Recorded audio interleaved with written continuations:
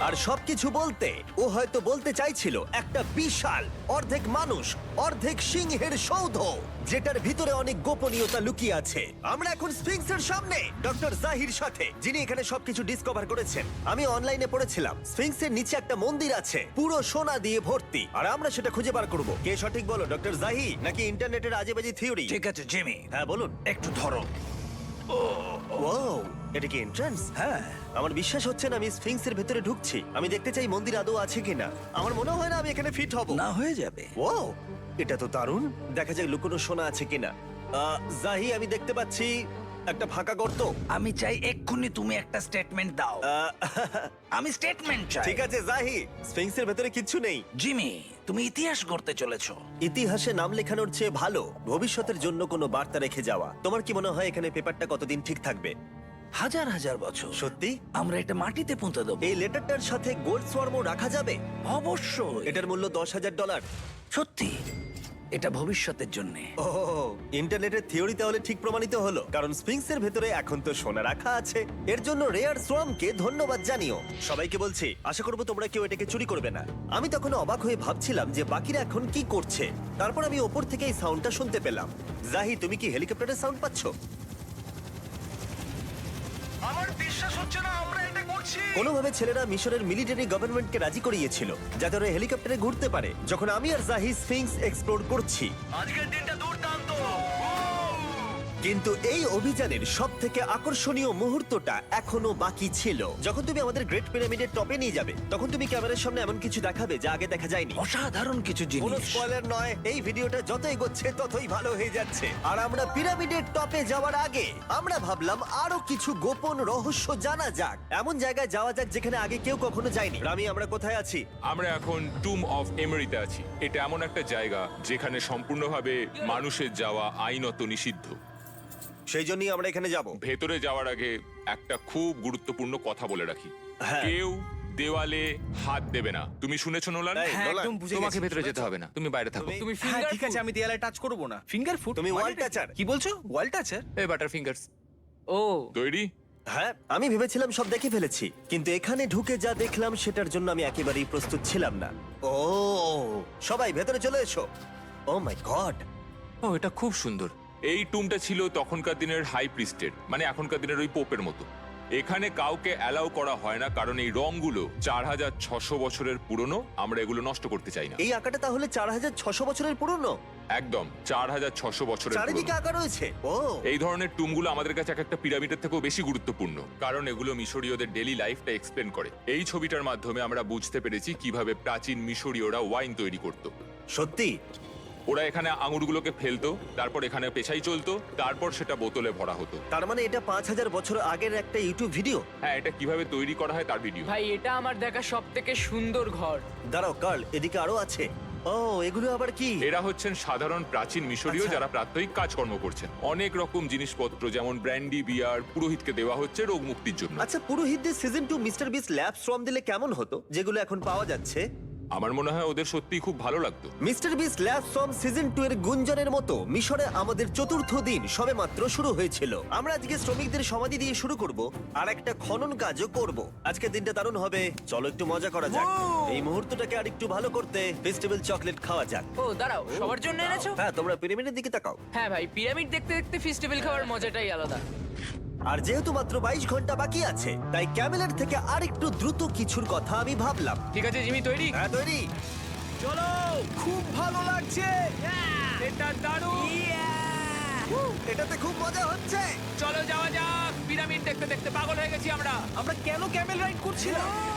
আমার মনে হচ্ছে আমি এখন ইন্ডিয়ানা জোনস। আমরা এখন শ্রমিকদের সমাধিতে চলে এসেছি। চলো দেখা যাক কি খুঁজে পাওয়া যায়। আর শ্রমিকদের সমাধি ঘুরিয়ে দেখাবার জন্য আমরা আরেকবার ডক্টর জাহিকে নিয়ে এলাম। এগুলো যারা পিরামিড বানিয়েছে তাদের সমাধি। জাহির মত অনুযায়ী এখানে যারা পিরামিড তৈরি করেছে তাদের সমাধিস্থ করা হয়েছে প্রায় 4600 বছর আগে। অনেকগুলো সমাধিতে তুমি দেখতে পাবে জিমি, খুব সুন্দর পেন্টিং করা। এই মানুষগুলো খুব গরিব ছিল। এটা তো সত্যি অসাধারণ। এই মানুষটির নাম হলো নেফার ফিস। ওয়াও! আর আমি জানি তোমরা কি ভাবছো, শুধু দেওয়ালে লেখা আছে বলেই তোমরা বিশ্বাস করতে পারো না যে যারা এখানে সমাধিস্থ রয়েছে তারাই পিরামিড বানিয়েছে। আমিও এতক্ষণ এটাই ভাবছিলাম যতক্ষণ না এটা আমি দেখলাম। দাঁড়া আমি যেটা ভাবছি সেটাই দাঁড়াও, এটা কি খুলি? জাহি, আমি একটা প্রশ্ন করতে চাই যেটা আমার মনে ঘুরছে। তোমরা এখানে এই খুলিটা রাখোনি তো? না না না না, এখানে ওই মানুষগুলোর খুলিগুলো রয়েছে। মানে এটা 4600 বছর হ্যাঁ, পুরনো। আর আমরা এটা কোথাও আর এখন সরাইনি। এটা আমরা সামনে থেকে দেখছি। এটা কি মেরুদণ্ড? ও হ্যাঁ, আর আমরা জানতে পেরেছি এখানে সকল পুরুষ আর মহিলা কঙ্কালের পিঠে ক্ষত ছিল। আচ্ছা, কেন বলো? কারণ ওরা ভারী পাথর তুলতে তাই। একদম ঠিক, খুব স্মার্ট ছেলে তুমি। আর তোমরা কিচ্ছু পারো না। তোমরা কিছুই বলতে পারছো না। আর এই জন্যই তুমি বলছিলে যে এলিয়েনরা পিরামিড তৈরি করেনি, কারণ শ্রমিকদের দেহ এখানে রয়েছে। এটা আমার একটা দুর্দান্ত অভিজ্ঞতা। তোমাকে অনেক অনেক ধন্যবাদ জাহি। কিন্তু এখনো অনেক কিছু করা বাকি আছে। আমরা অনেক কিছু গোপন তথ্য প্রথমবার পৃথিবীর সামনে রাখবো। ও কিন্তু মিথ্যে কথা বলছিল না। আমরা লিটারালি সব থেকে টপে যেতে চলেছি, গ্রেট পিরামিডের, যেখানে আধুনিক সভ্যতার ইতিহাসে 50 জনেরও কম গেছে। আজকের দিনটা আমার জীবনের সব থেকে ভালো দিন। খুব ভালো। কিন্তু গ্রেট পিরামিডের একেবারে টপে পৌঁছানোর আগে বেস ক্যাম্পে ফিরে আমরা একটু এনার্জি নিয়ে নিলাম। কেন তোমাদের এখানে এনেছি জানো? প্রাচীন ইজিপ্ট। তার থেকেও গুরুত্বপূর্ণ, সিজন 1 সোয়াম প্রায় শেষ হয়ে যাচ্ছে। যতগুলো সোয়াম আছে ততগুলো সোয়াম এখানে রাখা আছে। এই শেষবারের মতো তোমরা এগুলোকে দেখতে এগুলো পাচ্ছ। পৃথিবীর সবথেকে ভালো টয়, তাই না? আমি তোমার সন্তান আছে? হ্যাঁ। তোমার কি মনে হয় ওদের এগুলো পছন্দ হবে? মনে হয় এরপর ওরা শুধু এগুলো নিয়েই খেলা করবে। তোমাদের কালেকশনে এখনো কিছু মিস থাকলে এক্ষুনি কিনে নাও, কারণ এগুলো চলে গেলে আর পাবে না। ও, এটা তো দারুণ। তোমরা সোয়াম পেতে পারো ওয়ালমার্টে, টার্গেট অথবা ইউএস এর অ্যামাজনে, আর পুরো পৃথিবীর টপ টয় রিটেলারের কাছে। লাস্ট ব্যাচ সিজন 1 সোয়াম শেষ হয়ে যাচ্ছে, তাই তাড়াতাড়ি কিনে নাও পুরোপুরি চলে যাবার আগে। কারণ কি হাইপোক্রোম চাই? এটা মাত্র 1000টা হয়েছে। দাঁড়াও, আমাকে- দেখি, আমি নেবো। দেখি একবার।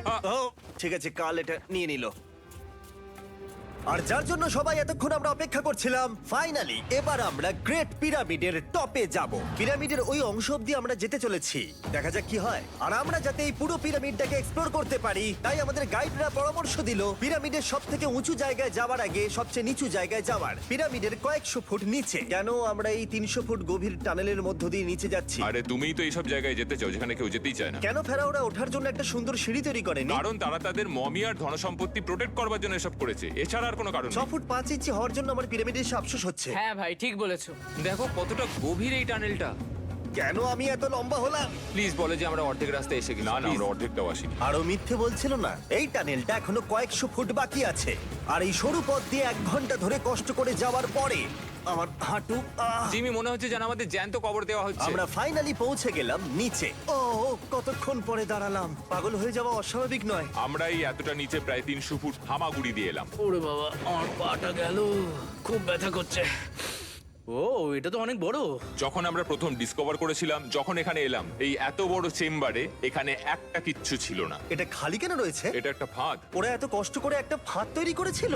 একদম, যাতে তুমি আরো খোঁজো। যে চেম্বার আমরা খুঁজে পেয়েছিলাম সেটা আসল ছিল? ওটাও একটা ফাঁদ ছিল। তার মানে খুফুর দেহ এখনো এখানে কোথাও থাকতেই পারে, পিরামিডের যে কোনো অংশে। এটা প্রমাণ করে যে পিরামিডগুলো মিশরের রাজাদের সমাধি হিসেবেই তৈরি করা হয়েছিল, আর এই জায়গাটা সমস্ত পিরামিডের মধ্যে গভীরতম অংশ।